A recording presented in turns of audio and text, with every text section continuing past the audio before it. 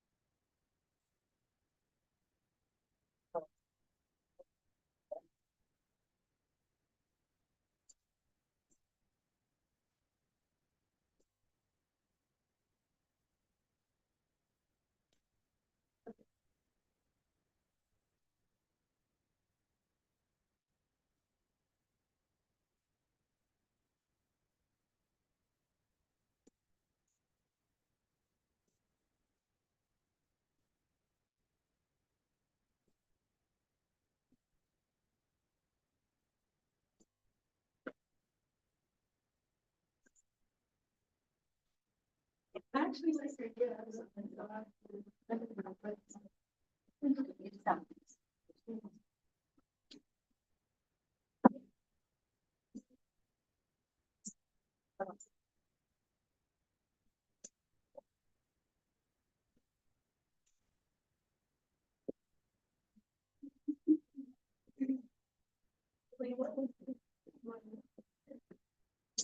Are you feeling better? No. What's working?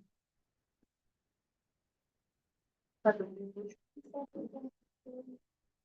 this is the first time. Oh. I think there'll be something. No, yeah. So, everything happens later. It's pretty much it. I'm literally two photos.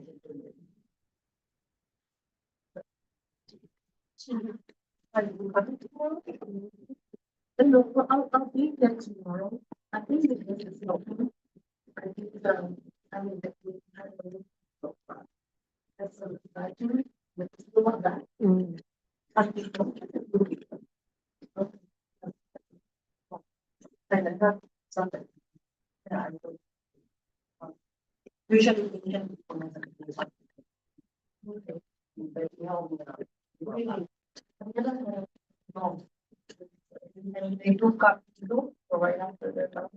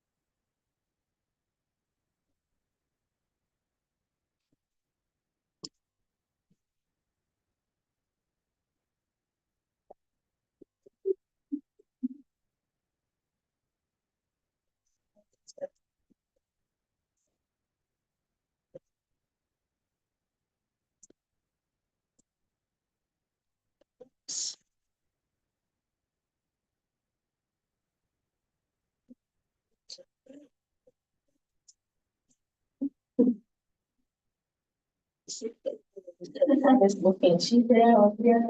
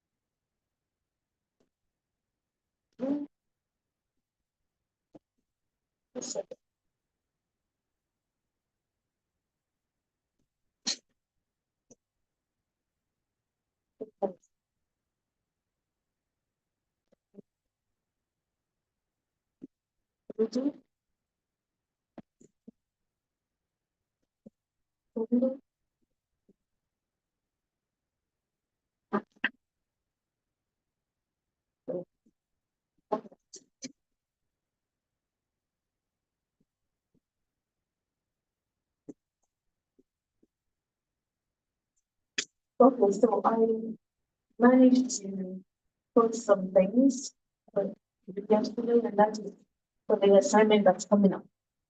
I hope you're able to do that. Everything we need for that assignment, we posted. So I posted some links coming to me. I posted the videos, the assignment description. Okay, I decided it's a little bit more than what's in the second. And I also posted, the book. If you need,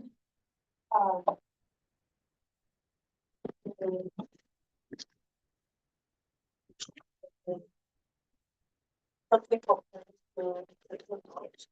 I also posted that if you need to figure it out, and one is that with the class, then we can just put it out.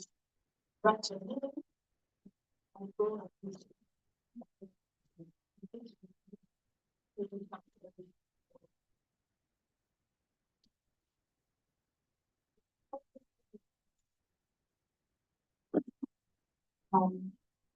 also mentioned that as a link issue. And the units, the place that we think we know anything about it. What is their assessment? That's one minute. But after you read it, if you have to focus you, but after you read it, you can go ahead and look at the links. Like, you can, and once so the first step is I'm going to the next step. Once you finish, once you finish, submit it and you can look it. We can take it as many times as you want. If you get a score, it's going to give you a certificate. So you need to close your you need to close your score and your certificate into the link that's part of it.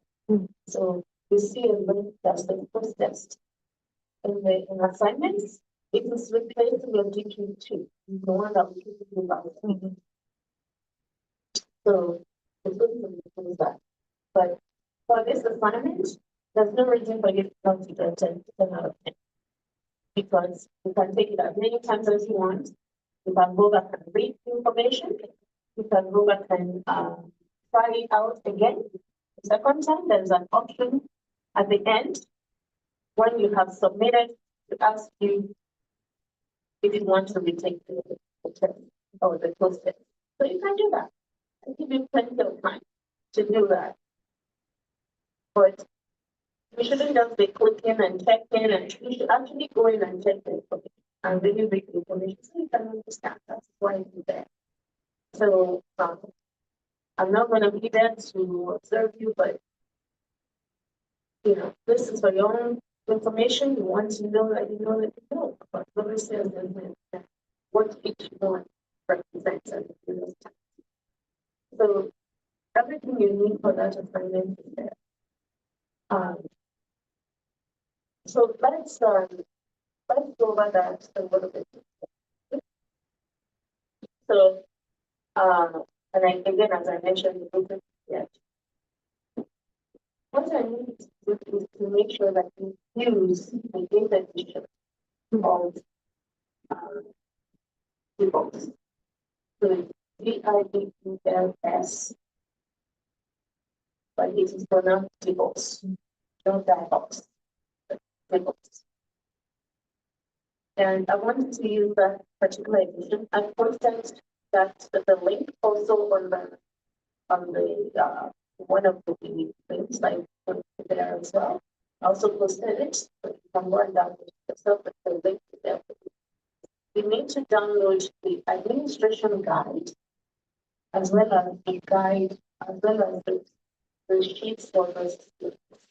You don't have to print out all the sheets, just need the one for the student that you are working with. So if you're working with a kindergarten child, then you just need only the one for kindergarten. If you're working with a first grade student, then you don't need the one for the first grade. So that is what you need to download, print out. You need to read the administration guide very carefully because the administration guide gives you information about how you would administer the test or the assessment, and it will also tell you how to score it. So what I did to help you is to find samples of the administration on YouTube, and I was able to find some that I could give to you, that I could post for you. Many of them you see the administration, but unless you go through the administration booklet yourself, it just looks like this is something that somebody is doing. So it's really good for you to go and read it yourself, so that how what people are doing, and it will make sense to you after you've read it when you see what. Let me turn on this computer so that I can show you just some critical ones that I need to make sure. I mean, all of them are very cool. There's one, for an example, of the kindergarten activity, and then I think there's one with the students.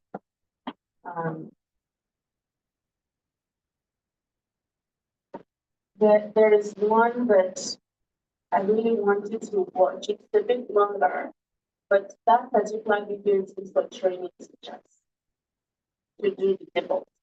You'll be able to see how she was administering it and how she was scoring it. Mm-hmm. So that's a really critical thing. But in the administration program, it tell you how to score it. Let me turn this on so that you can see.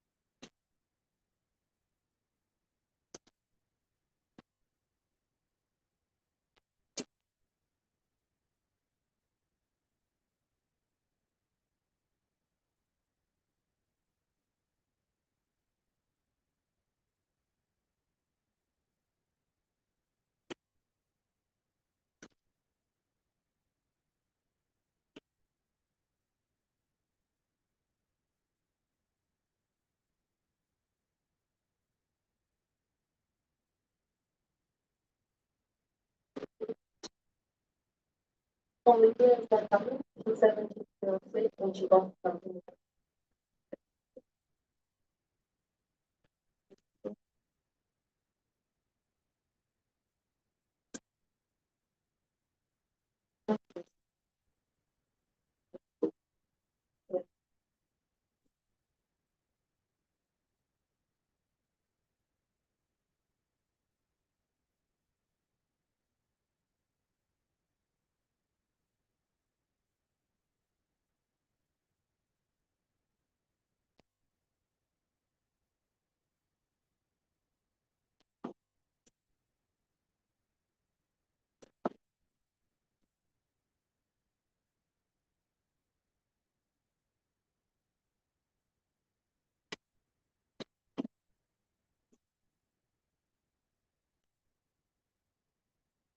Okay.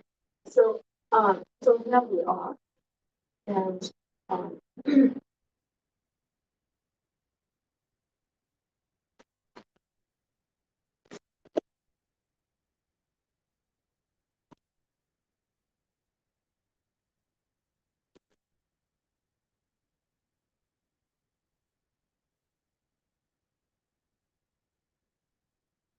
okay, so here's a quick test, and you just click on that, and it is bring this up, and you just fill in the bubbles. Okay, so there's only one correct answer, and at the very end, when you get to the end, you submit. Okay, and once you submit it, it will show you your grade. Okay, if if you are not happy with your grade, it will say redo it. But the pretest is just a pretest. It's just for you to say, oh, okay, I don't know this. I need to read about this. Let me go and see what this is. So that's the pretest. But then when you get to the post-test, when you get to the post-oops, okay.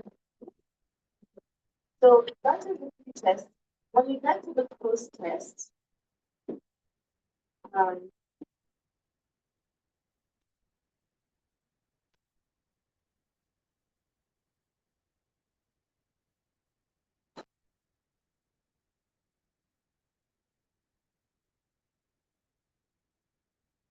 so that's the pretest. And then after that, you can see that I put everything in order. If you need to look at those links, you know, this is from reading records as well, purposes and types of assessments, early reading assessment and guiding tool, and then this is the podcast. All these are giving you information about different types of literacy assessments, what we use them for, what their purposes are. So once you finish all of that and you leave the video, then you can go and do the post-test. And this is where I gave you information about the post-test. I said you need to complete this because it replaces your DQ2 assignment. I said you can take it as many times as you need to, and then you're supposed to submit it. You need to do the following. If you're not happy with your post-test, you may save it as a PDF and upload it, or if you're happy with it, you may upload it to the appropriate folder. So there's a folder that's already been created, and just put your post-test there. And if you gave you a certificate, then you also upload your certificate as well. Did you get the certificate when you get 100, or you just get a certificate? No. If you get 10 out of 10, then it will give you a certificate. You'll be able to print your results. But instead of printing out, so save it as PDF so that you can upload it to the folder. But if you give you a certificate, only if you get 10 out of 10. If you don't get 10 out of 10, so if you are not happy with the post-test, you can go over the readings again and you can retake the test. Second time or a third time if you need to. And once I've completed it, I give you the instructions, save it. When it says print your results, you just save it to PDF and then you can upload it. So this is due November 8th. Okay. And so let me click on the post-test so you can see what it is.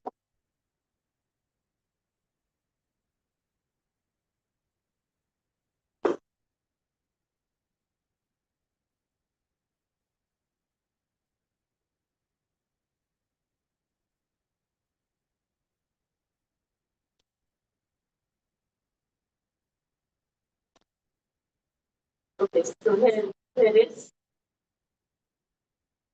So we should go over all of the pen.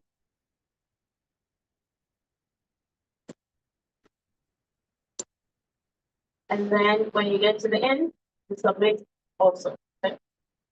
So let me just pretend like I did it. Submit. Then you see, I get 0. And then it says take the test again. And the second PDF with the print your test. Okay, so when it says print your test results, When you go here, you can say Microsoft Print PDF, print the PDF, you print it to your computer. So when you go and upload it, you can just find it and upload it. So I gave it 0. It's not going to give me a certificate. But it's an but it gives you the option to take the test again. So you can go back and take the test again, and you can take it as many times as. So does that help? All right. And,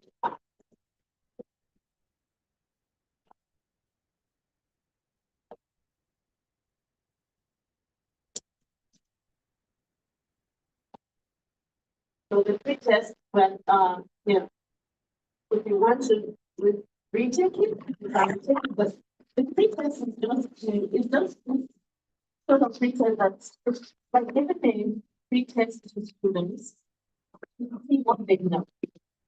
So that's not the case. Because you should know right and right. You don't have to focus on it. You say, okay, I got this wrong, so I need to go back and read this part because I got it wrong in the test or the picture. So let me try to say what. So you can just go and read that again and go to then that one look at it and impress the portion again. Then you keep that because now we people. The what is critical for the class is the process, not the pictures. But I still encourage you to do the pictures because again, as I mentioned, it will really help you to look better. So why not learn something you will know but there are some things that you will not know. There are some things here that are very confusing that I have to look at it carefully. Say, not to jump the content and to look at it and oh, that's a project. And then you can react to it.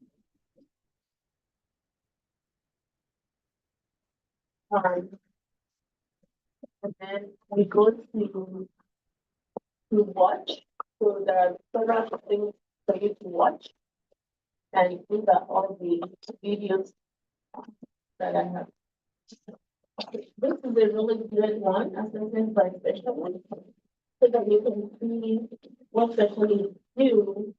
And this particular student who is being assessed, yeah, you're going to see that the child was really struggling with community awareness. And there's another video in textbook that says, many times we think that the child is going to catch up and they don't. So if we do not address and give the intensive work immediately, they won't catch up. So there's something called the massive effect with community awareness. And the massive effect is that they keep lagging behind, even right up to 6th grade, 7th grade and all that. So we want to catch them very, very quickly and do intensive work with them very, very quickly so that they can catch up with community awareness, phonological awareness, and some of these activities that they were doing. So you need to nothing but activities that will be helping them if they're lacking in running and not understanding, those various elements that we looked at when we looked at phonological awareness. You want to see where is the child struggle, especially when it comes to community awareness, because that's individual sounds.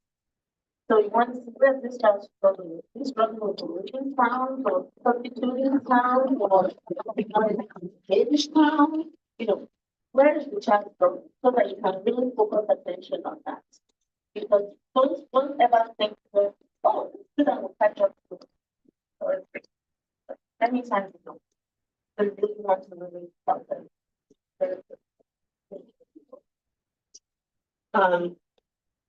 And so that's the wrong of the video here.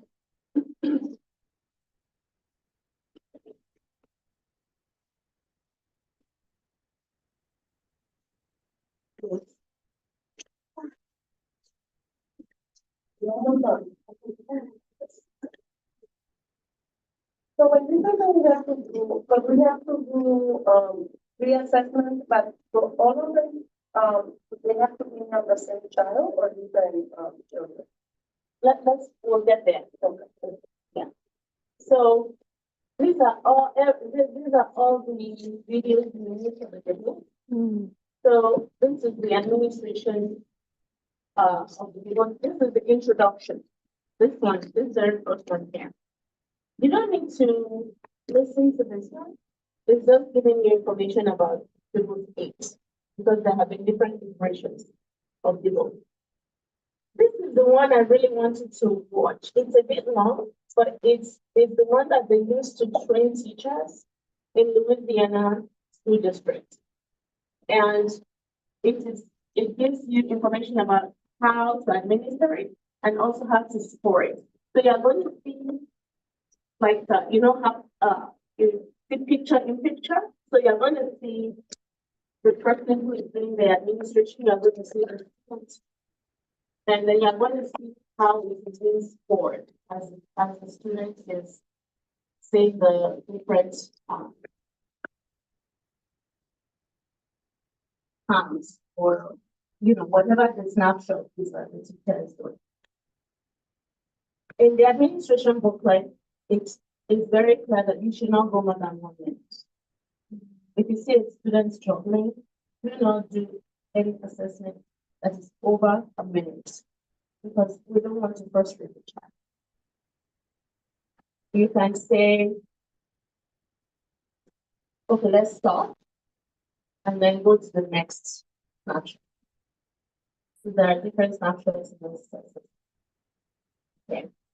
But what it gives you is information about the child's ability. You know how we were looking at the threads, when we're looking at, at the science of reading, it will tell you where the students is being struggling. Is the student struggling with recording, sound, because they don't know sound, it's going to be hard for them to break, even blending anything together. So you want to be able to look at that. And then this video is just a video, it's just an example of the kindergarten child who is being assessed. And then this is another one of another kindergarten child. This is first grade example. And these are the materials that you can download. Let me click on this so you can see. So it takes you to this website. So you need to download this administration booklet and also the scoring guide. And then if you're doing kindergarten, you can click on this and you download the information for kindergarten. If you're in first grade, you can go ahead and download this one here for first grade. Okay. So that's all you need. Those are the things that you need. We're not doing any of the other grades. If you have to do second grade, there's a problem with second grade because there's a test, one of the tests is administered in a group. And so that makes it difficult for you to have a group kind of a group setting to do the second. So I'm speaking only to K-1.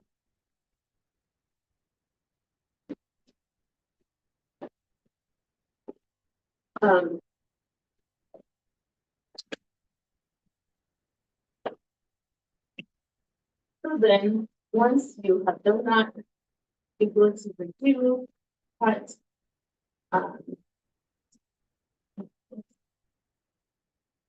Pardon me, because my back is out.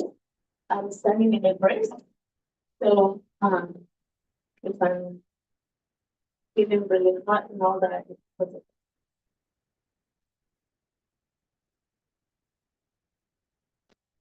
okay, so do what you get to do. So I put all the information here for you, and everything I'm telling you are all the things that I have prepared as well. I put in the consent form. So here's the description of the assignment again. So this one has a bit more, I just added more words to what's in the syllabus so that you can see all the things that you need to do. In case you get confused, this one gives a little bit more explanation. And the things that you're supposed to turn in. So you're supposed to turn in your raw scores. So after assessing the child, what you are scoring as the child is saying those words or those sounds or letters or whatever, you need to turn those in, the raw score itself. And then the written report of your administration of the assessment as well as your analysis. So you have to say how you administer the assessment. What did the child do? When did you stop? Did the child continue? Just because I'm not going to be there, you need to paint a picture for me that will help me to visualize what you did when you do this. Okay? Because I will be there watching you to see what you're doing. You need to paint that picture for me. I want to be able to visualize your assessment and how you did it. And then after that, your analysis of the assessment. So based on this raw scores sitting in front of you, what do you think about this child? Where do you think the child is? Where are the strengths of the child? For example, the child has strength with letter naming, like naming letters. Is the child able to do some random activities? Is the child able to say the sounds of the letters? The letters are there, they're all in random order. You see the lowercase and the uppercase letters, they're all in random order. And, if the child's struggling, the teacher looked at you, did you have to stop before 1 minute? This test looks at fluency. And it's not just fluency in terms of how to read, but fluency of how quickly the child knows the letters. Because if the child knows the letters, they're very, very fluent and they both read very quickly. One of the videos that I posted for you, especially for the first grade student, you see that he's really fluent because it's just really going really, really quick. The teacher will say, can you say the sounds in this word? And you see very, very quickly, just moves along very quickly. You see that one of the ones for the kindergartners, she's good too, but she's not quite as fluent yet. So those are the kinds of things I need to see. So, but based on those broad scores in front of you, where do you think this child, where are the strengths of the child and where are the areas that need improvement?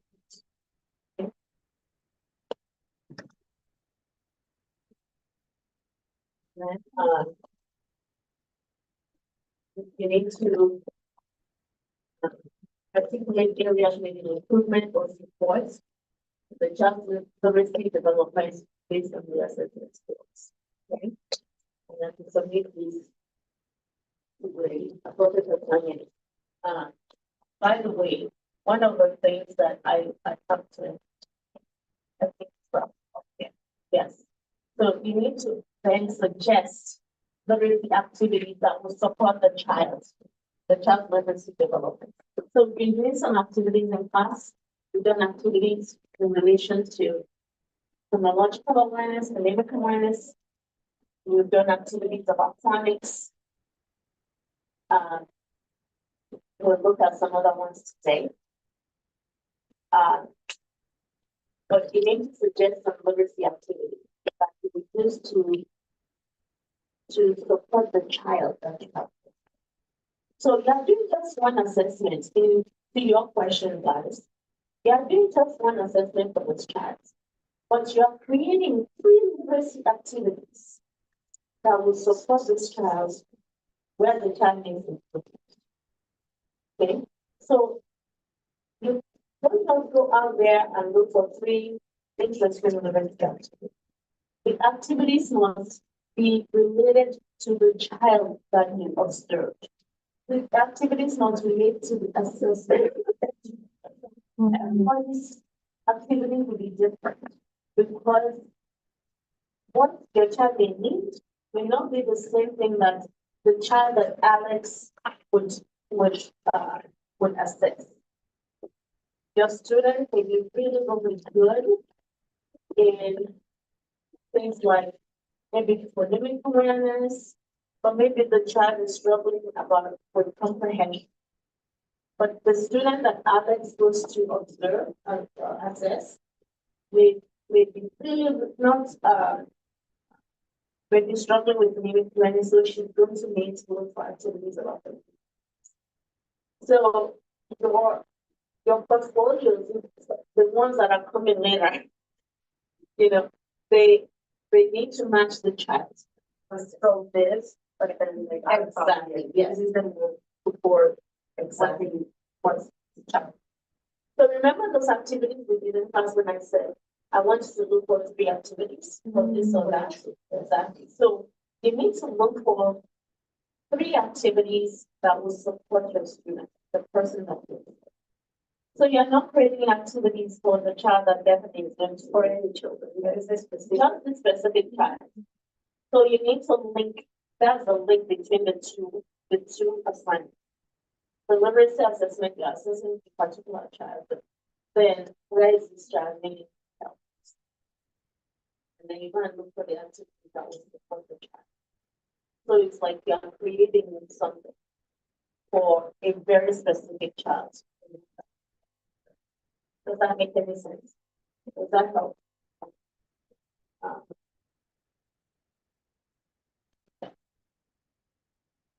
So for those who are not here, and if they're confused, please help me explain it to them. That's the link between the two. But don't run ahead of yourself, just focus on this one for now. But once once you have your scores, as if you have to be thinking as a teacher, okay, this child is struggling in this area. What are the things that I would do as a classroom teacher to support this child? And like I said to you, class, you can go online, you can look for activities that will support the child. You know, if the child is struggling with phonemic awareness, you can tell from the scores. Then look for phonemic awareness activities. If your child is struggling with vocabulary, then look for vocabulary activities. If your child is struggling with comprehension, then you need to look for comprehension activities.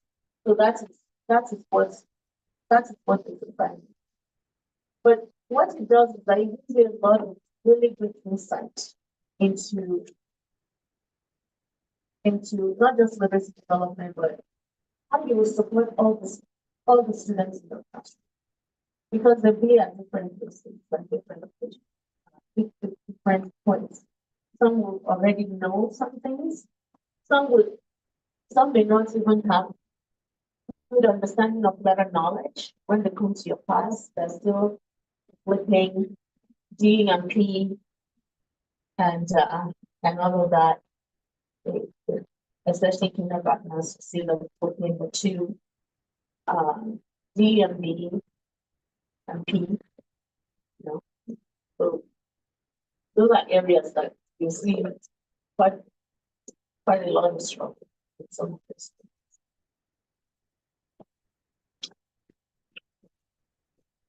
So this is the one that you turn in first. And then once you have it, you can begin to now create your activities for the student that you have the 3 activities. That will be obviously portfolio activities for your student. And for the literacy portfolio activities, it's not on here, and I haven't posted things yet for that, but I'm telling you ahead of time that these are the things that you just need 3 activities, and you have to do 1 activity at a time. And I'm going to ask you to teach how will you teach activity to the child. So that's why you're going to have 2 different portfolios.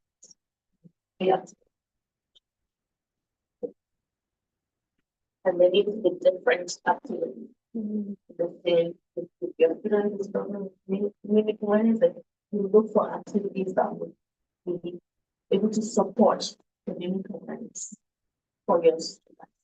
and you just need to look for 3 of them and how will you teach it. That is the next the one of the visitor. Okay. Do you have any questions about this assignment? And before you came in, I said something about maybe a consent form. So if your student if you need a consent form to assess the student that you are looking to support, then the consent form is on the website. In the module as well, you can print out your consent form so that you can be, you can decide. Some schools will ask for that, some people don't.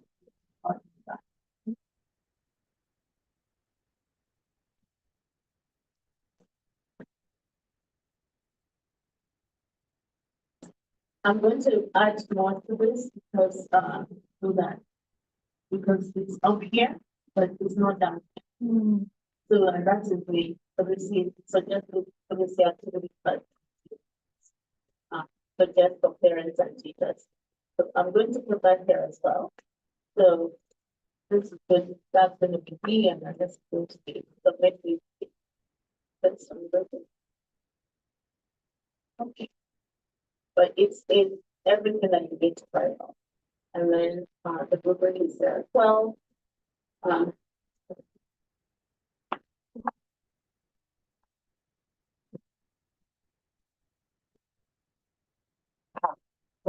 here's the rubric.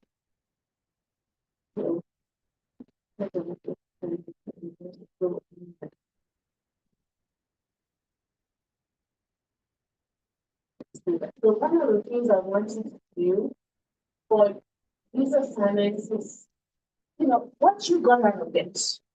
So, because these are really important assignments for those of you who are not teaching yet. When you do assignments like this, you have to think, wow, okay, because you need to, I'm hoping it's giving you insight into what awaits in the future, as a future teacher, and what you'll be doing in your classroom. So we are doing this for one child, but you can imagine doing this for a whole classroom. So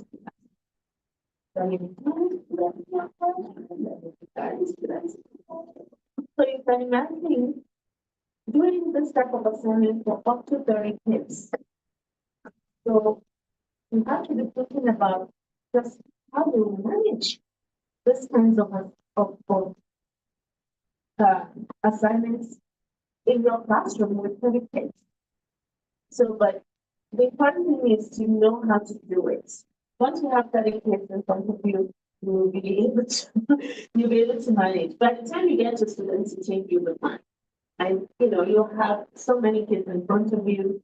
You have to manage how do you group your students.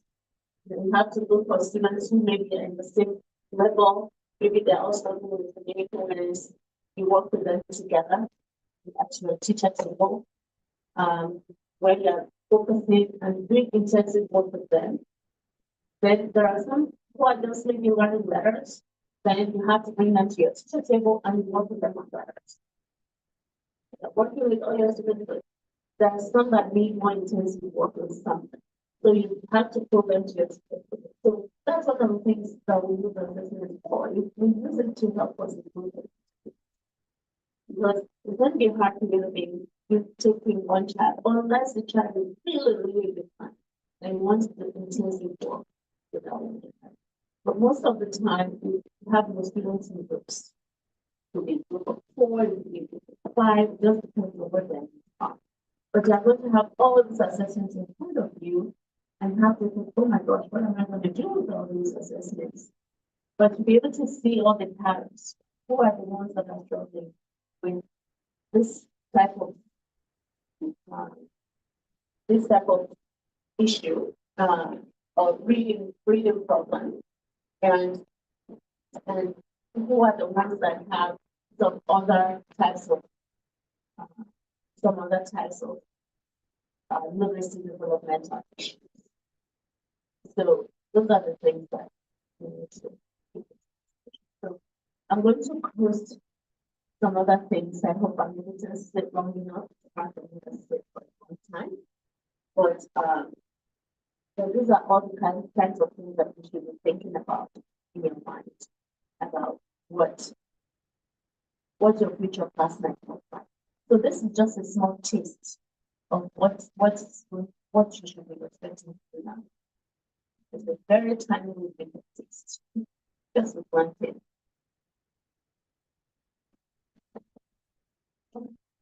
So are there any questions about this assignment? So what I want to do now is for us to take a look at some things that we have not, that we missed last week, and look at some of the areas of literacy that we have not considered yet. For example, we have not looked at spelling. We looked at writing, but we have not looked at spelling. How spelling can help you to know what level a child is. You know, spelling is very developmental. You can expect children to use spell conventionally immediately because these kids are just trying, once they have an understanding of what we call the alphabetic principle, which is the principle that these sounds are represented by letters. Remember what I said about 2 weeks ago or so? You have these sounds. There are about 46 of them in the English language, but then you have only 26. So students have to figure out, I hear this sound, which letter represents us? Like the example that I think Alex gave that example, like phone, we hear the sound, but then it's represented by it's not represented by the letter F. What is it represented by? Fish. Exactly. So, but once kids begin to make sense of spelling, you are going to see FONE because that's what they compare stuff. My teacher says this letter F says, and then simple. So, that must be FON. If they add an E, you're but sometimes they not even have it. But so because that's all they hear. They don't know that there's a different kind of spelling that represents us. So with spelling, we are looking at just how children are making sense of what they are hearing, what the sound is. It's like, oh, I hear this sound. I have 26 letters. Which of these letters represent us? So that's really what the alphabetic principle is. So it's very developmental. They start with scribbling, and then it begins to do what we call test. That's where they know, okay, that these letters make some sounds. They try to match the sound to that. But as it gets into first grade and second grade, you begin to see changes because then it becomes different and they're beginning to make sense of something. I'm going to post some information for you about that. But our textbook that we're looking at also gives you some really, really good,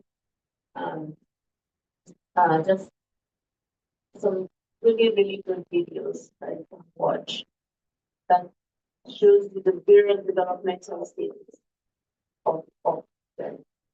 Okay. So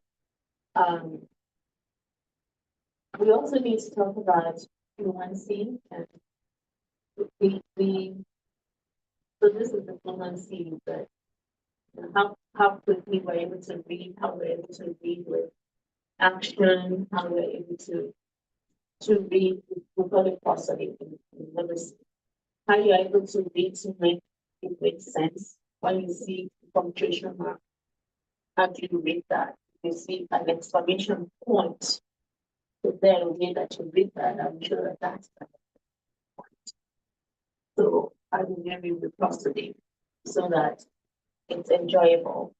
So when you see a child that's telling the words, trying to make sense of words, usually by the time they get to the end of that, if there's no fluency, they've forgotten everything that they did and that they read at the beginning of the page. Or even at the beginning of the sentence. So that fluency is very important for comprehension.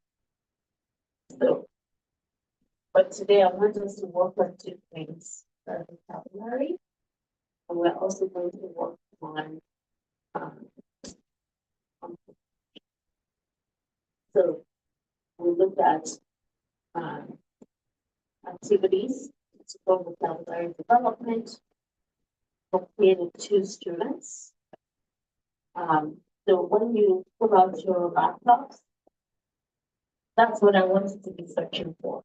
What are developmentally appropriate activities for vocabulary for K-2 students? So I'm going to have in two groups.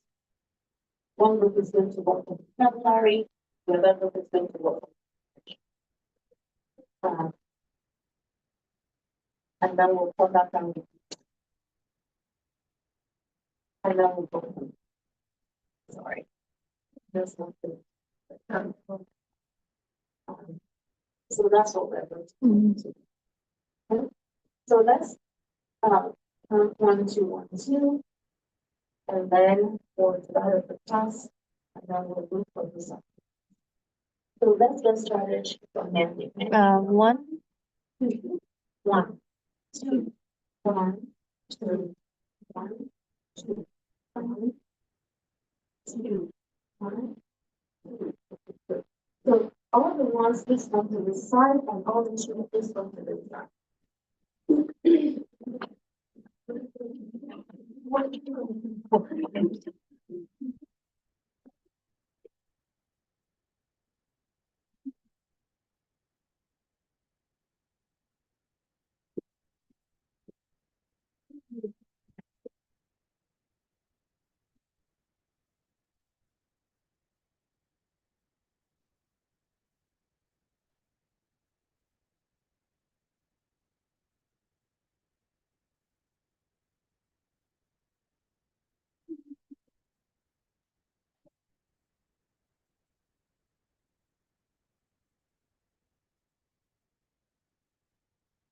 We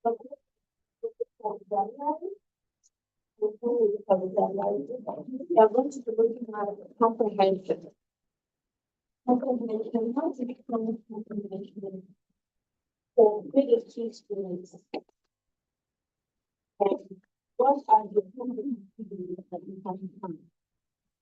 That which help promote comprehension skills. So I want to do two activities. Try to complete yourself. I want to do a share. You know who?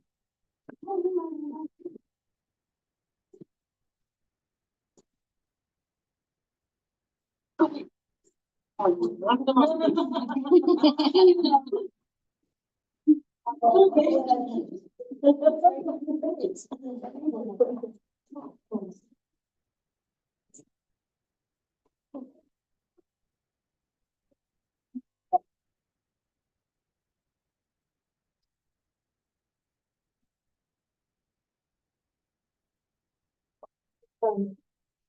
This is the vocabulary activities for K-2 students.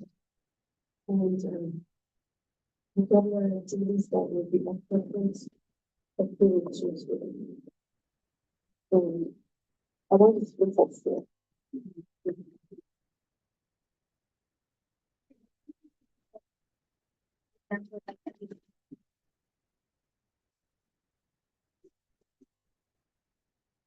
Yes.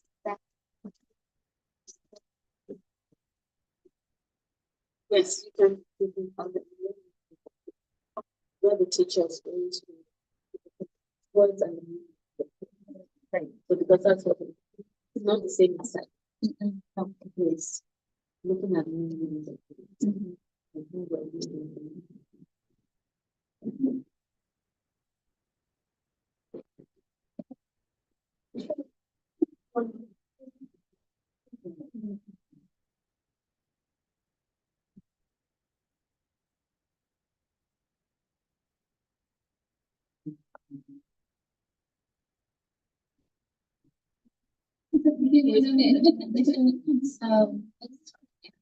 But it's just where you're also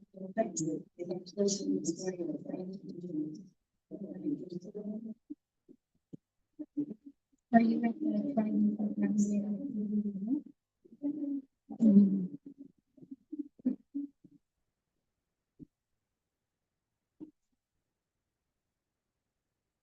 so the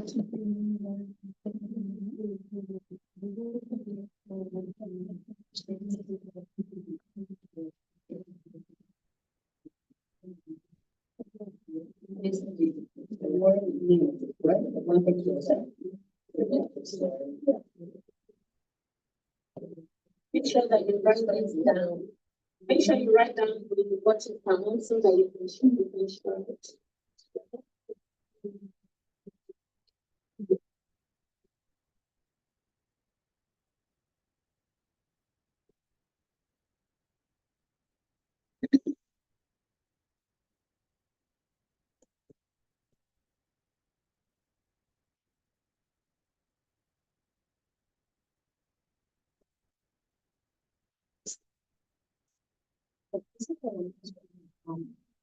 Second, writing from so how did you write the word? They yeah. Yeah.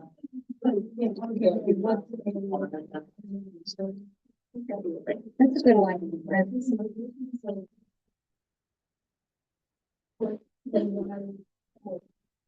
I think there are different terms. You said the word of the week. Yes,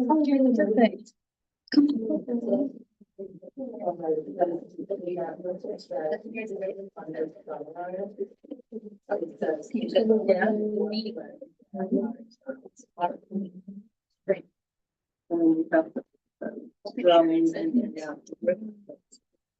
Those are great. We need one more.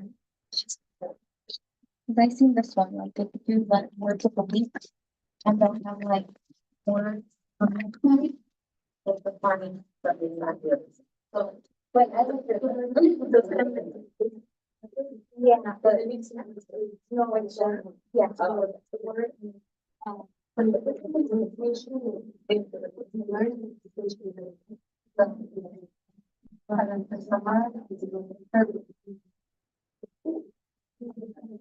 what is it called the first?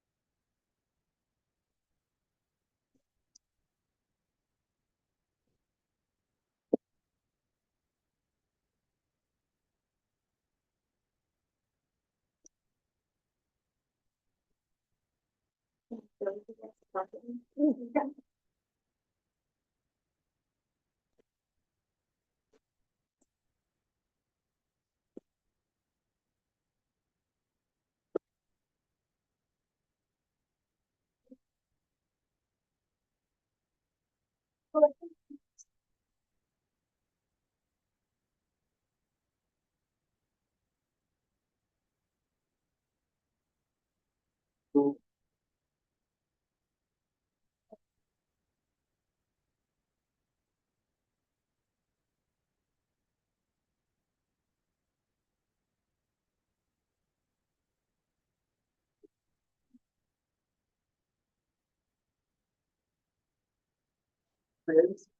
the test, like the true or false. Okay. So for young kids, that was how I feel. Like you could just verbally like true or false. Yeah. So extra one for this. I'll try to summarize, uh, where and from true or false.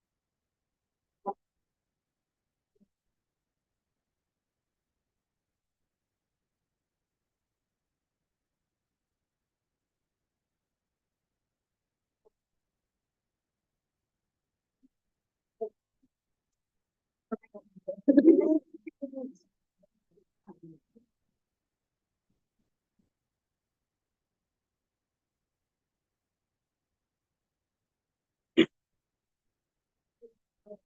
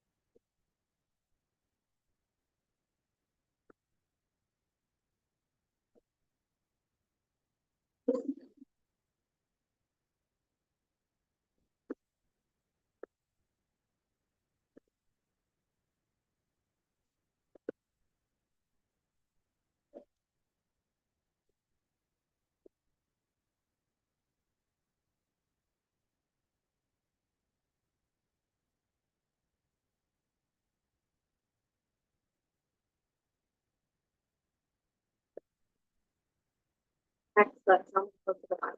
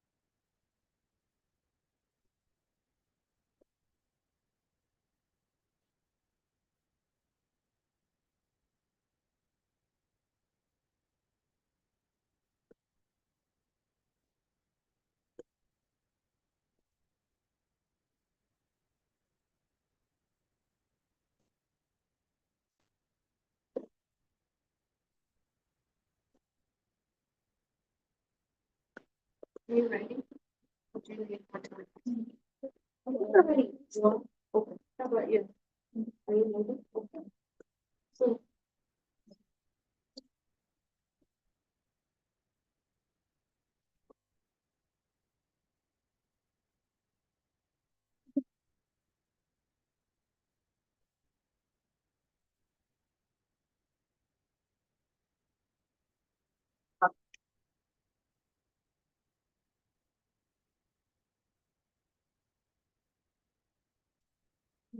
let's get started.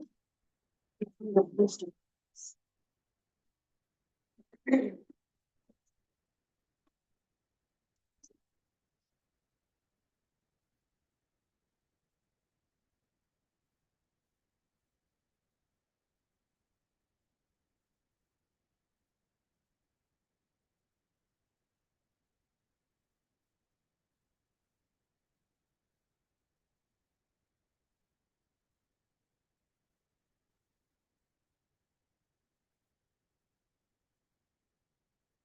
I'm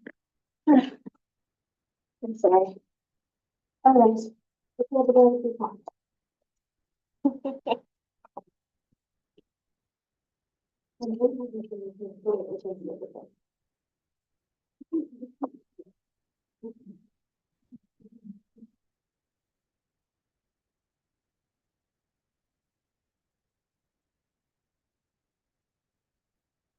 Okay, so we are going to start with vocabulary. So what activities did you come up with? Start with field trip activity. Okay. To the zoo, so they would identify signage, different words, and make connections to what they see. So for example, in the different types of trips, they're like to find the lines, like follow the signs for each that. And then reading after section, kind of explore the kind of vocabulary, reading it themselves or when And that is in the zoo, at the zoo or the museum, yeah. or wherever that. Yeah. Okay. So the second activity will be attachment of vocabulary. So the child will have the headband with the moon, and then they will have a timer for you. And then they will, the other 3 children, they're gonna be working before, they will be asking questions, regarding to the word. They get. Okay. Can you give us an example of that? Does everybody understand what she just described? So with the person who has the thing on her head or his head, would they know what the word is? They're trying to guess the word. They'll try to. They're trying to guess the word. Like charades. Yes. Okay. So to do one easy example, like dog, they will have dog and they will like, is it an animal? Is it a person? Does they have blue color in it? Like they can start, they have a minute. Right. Okay. So if you have the child wearing that, you will be guessing what that is. Okay. So then what that means is that the student who is wearing that headband doesn't know what the word is. So everybody else is asking the question. So the person who is wearing the headband is guessing the words, that what might that be? So this is Yes, exactly. Yes. Yes, that's good. Yeah.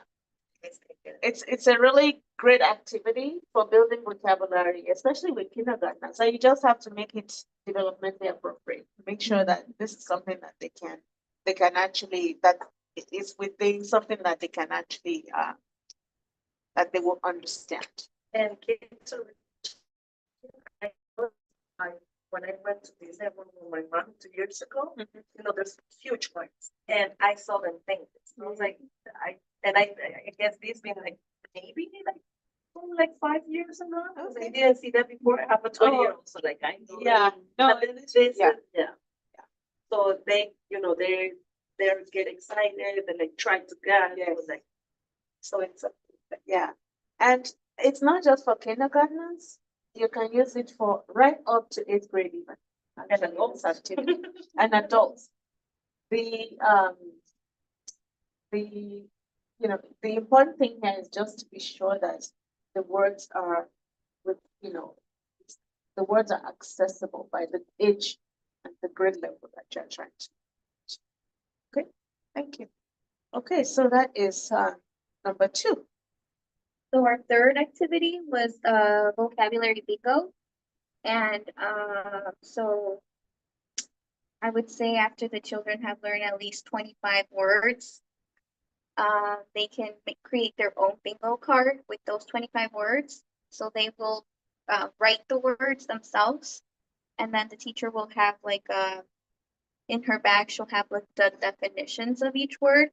So she'll pull that out and she'll read the definition. And then it's up to them to find the words. That's good. Yeah. I think that would be a really fun activity for kids. Does everybody know how bingo works? Do you know how bingo works?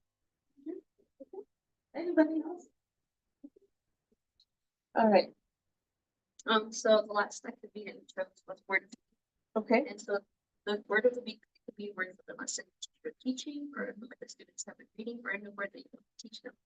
So the teacher will have the word on, let's say it's on the board, she'll have the word, under the word she'll have a definition. Yes. And the students will have the opportunity to rewrite that word on a piece of paper, and they will draw it, the Okay. meaning, so we will know what they know, Yes. the meaning of the word, and then they will have an opportunity to write it. Yes, that's good. Yes, so that's multi-level there. You know, you're getting them not just to define the word, you're getting them to draw what they think the word is. You're getting them to write it. So that there are just so many things happening there to really help solidify vocabulary. So one thing about vocabulary is that if they don't use it, they'll lose it. So it's really important to really give opportunities for students to be able to do that. And do you want to contribute anything to their side for vocabulary in terms of some things that you know? I think all of these are really playful, fun ways. Whenever you can turn it into a game, I think kids really love that. Yes, yes. One thing that is a real fun vocabulary activity for kindergartners is when you bring in a box. You bring in a small box, you place it on your table, and it's supposed to be a mystery, something that's mysterious in that box, and you're getting them to guess what's in the box. They can make all the guesses, and then you bring out whatever it is, the object that's in the box. And so you're trying to create some kind of visual link between the word and the object. So you need to be thinking about just realia. We call it realia in early childhood. Those are just natural materials or realistic materials. You know, for example, we cannot bring a cow to class, but we can actually put in the picture of a cow in that little mystery box and bring it out, and then they can tell you what they know about that word. You know, if it's a cow, okay, oh, it's a picture of a cow. What do you know about cows? Tell me more. What do you think cows do? And things like that. And they can, so there's a visual link. But with vocabulary, so the same thing with very, very like vocabulary words that you want them to know. You can create a visual like that so that they know what it is. They know, it can tell you what it does. They can tell you how they will use it. For example, something like sap. Sap is a word that most kids would not know. And does everybody know what sap is? Anybody? Can somebody tell us what sap is? Sap, S-A-P, sap.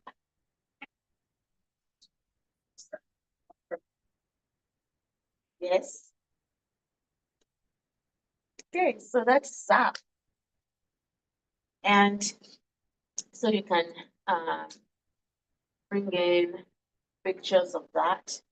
And there are so many other things that would have sap as well, that they used to make different. Gum, I know gum is not grown in this part of the world, so you wouldn't know, but it actually comes from some kind of sap. Taking sap, exactly, but the one that you're describing is maple syrup, and you can see, if you were to go to Canada, you're going to see all these maple trees where you have sap that's being taken and being made into maple syrup. So that's sap. That's good. So that would be a big word for kindergartners, but you can show them pictures, you can show them a small video of how this is made. So you are linking the visual with their understanding, because once you see the picture, you'll never forget it. So always think about anything that's real that you can attach to a vocabulary word. If it's real, if it is something they can see, they'll be able to remember it. Anything else that you might want to add for vocabulary?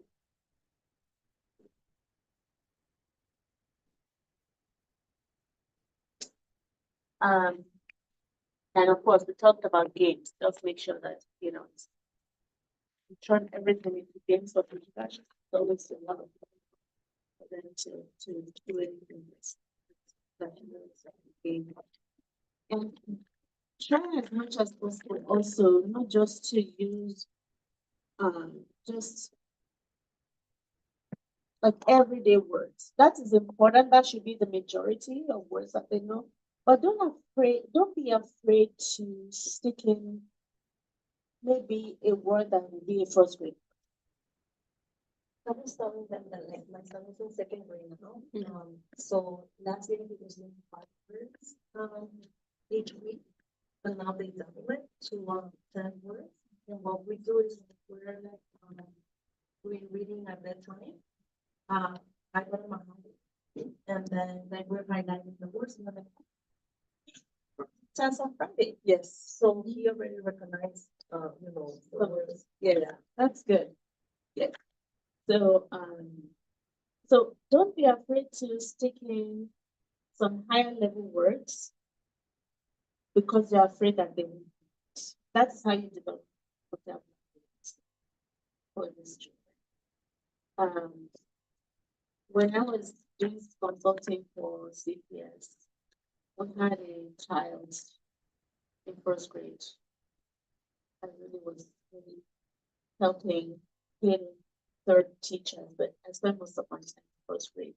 First was a brand new teacher, and that was his first year of teaching. We had just a lot of difficulties with classroom management and several other things. But anyway, and there was this little kid, and I mean, obviously had just a lot of trouble from home. And there was the one time that the teacher had to run out of the class to get help. So the security guard came to the classroom and he said, well, you should not be playing with those computers. And we looked at the security guard and said, well, are you afraid I'm going to get electrocuted? For a first grade student. So that's a big word for a first grade student. So, and I mean, I first I thought, I'm glad you know that word, but I don't know. Then you're sad. Then you're sad that he knows that. And I'm sad that he knows that word, Right. because of the troubles that he has had. Like, what, you're in first grade, what are you doing with electrocution? Like, is the TV on at your house, or Yeah. how you learned that? Yes, exactly. And he witnessed something as a child that really messed up his mental health. So I like that you know that word. It's a big word for kindergartners, but I am really sad that I don't know the context in which you learned that word. So but don't be afraid to put in big words that are not morbid. But that will help them to learn and just grow. Thank you.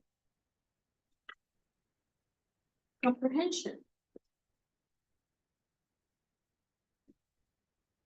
One of our activities was to have kids summarize the story that you've read or that they've read. And you can do the 5-finger retell, where they tell you 5 things about the story. Who's your favorite character? How does it end? You can mix it up, but you can basically have them think about who are the characters, what happened, when is the story taking place, where, why. And so this is not a one-time thing. This is something that you do continuously just to help students understand,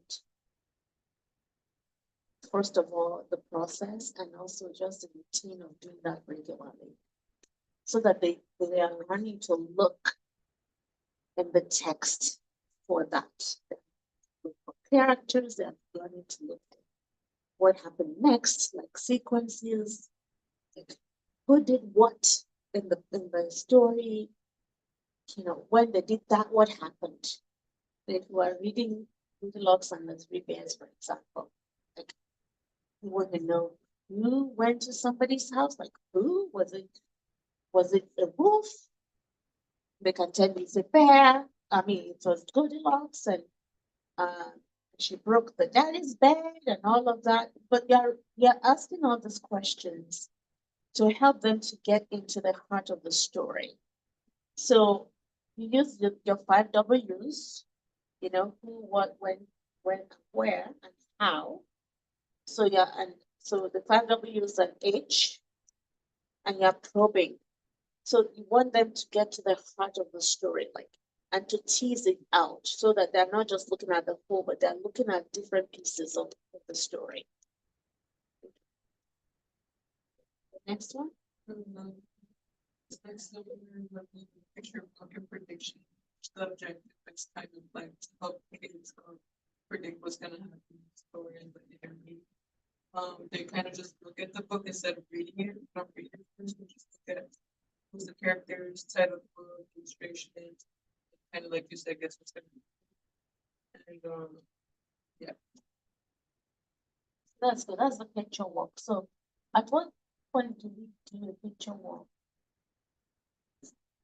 When do we just we do that at the beginning? Do we do it at the end? When do we do it? So before you read Okay, that's good. And remember that children's books have pictures. So there are some times that you get into another picture within the text itself.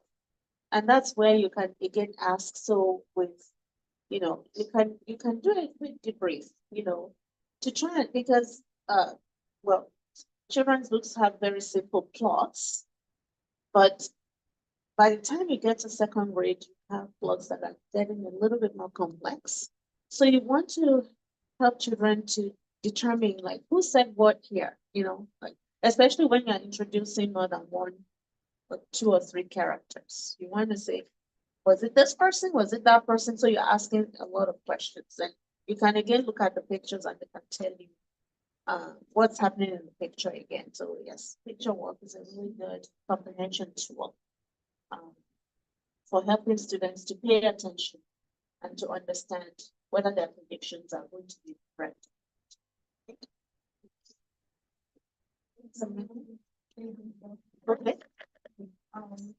What is KWL? Like a chart is like, want to know, like, I was like, thinking and we first talk about the background language, and people want to and then they're gonna have predictions or questions about what to learn. And then you kind of read stories after it, go to what I learned, and they summarize what it is that they read, showing the difference. Yes, okay, that's good. So KWL, you're going to see that in many schools when you go to different schools. And some teachers even vary that, for example, add something else to the 3. Just to, depending on what they want from the students, you know, so they just add that. Usually you're going to see an anchor chart, the wall that KWLs, like what they already know, what they want to learn and what they learn. Sometimes teachers use this as a way to organize what it is that they want to use with the students. And they'll just put check marks. So these are the things that we know already. What are the things we want to know? Let's see if we can see from the story whether the story can answer your questions. That is what I want to learn. So I want to learn such and such. Sometimes the story would go there, sometimes it won't go there. So, but you can put check marks on that. So, okay, yeah, we learned this from the story. And then at the end is when you do the L part. You know, what did I learn from this? And then they can give you a summarization. For kindergartners, you can use that as well. What you just need to do there is to make sure that either they write it or they draw a picture. What it is that they have learned. So that's 3. We need one more.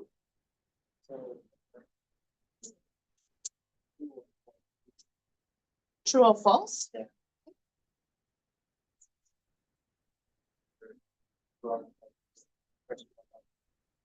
Okay.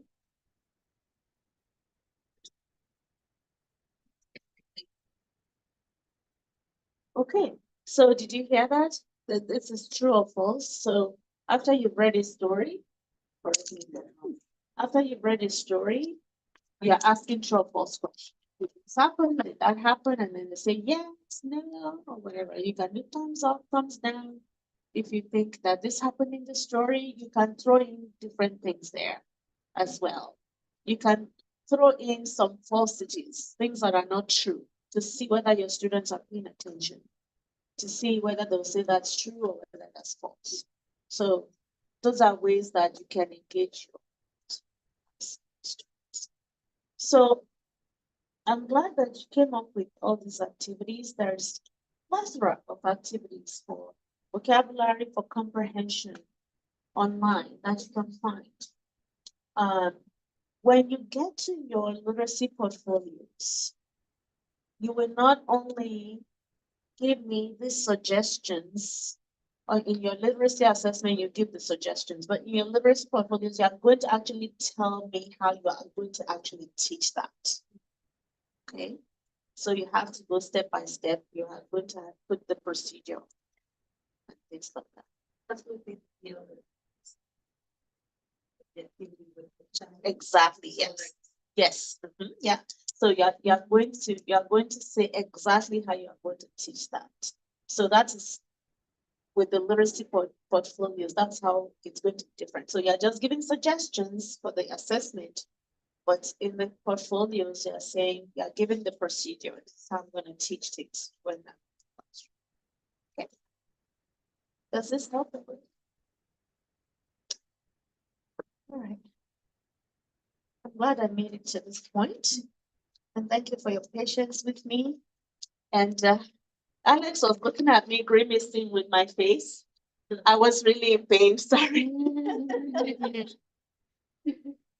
So, but thank you for your patience, and I'm glad I was able to make it to this point.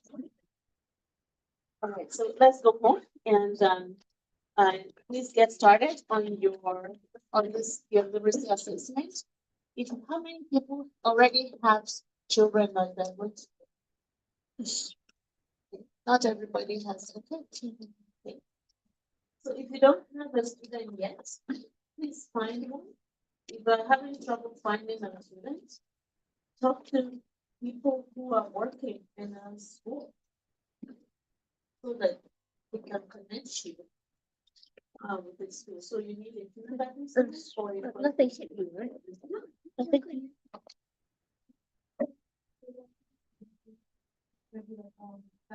It can be a family friend. Yes, it can be a family friend. It can be your neighbor. It can be your friend. No, it can even be your family member because they're doing an assessment. The only caveat I want to give you is that if you are working with a family member, sometimes the kids get very familiar and they don't cooperate with you. You know, they don't cooperate with you. I saw it last semester. Somebody did an assessment with her nephew, and he kept saying, "Are you done? I want to have yoga." You know, things like that. So it took time away from the dibbles. And so she's trying to time it because that's one of the things you have to do with the dibbles. You have to time it. But you know, the time was going and he was just saying all these things. Are we done yet? Are we done yet? And it just taking time away.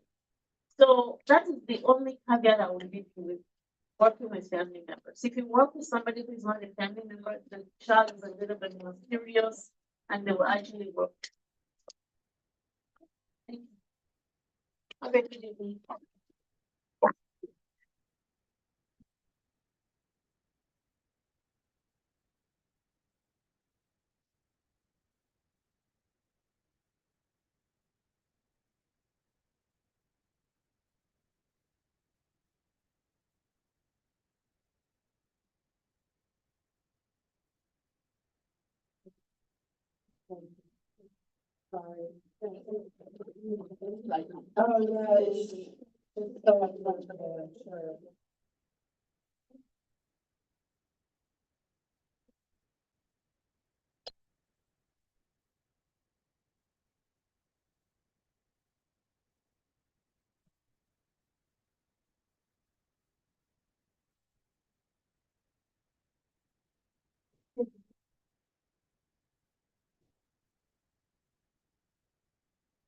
But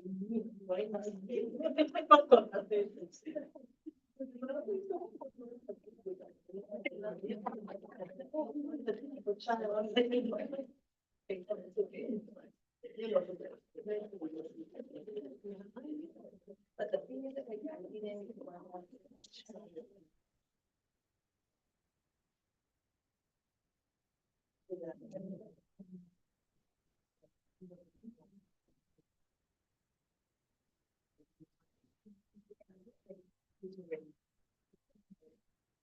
Like,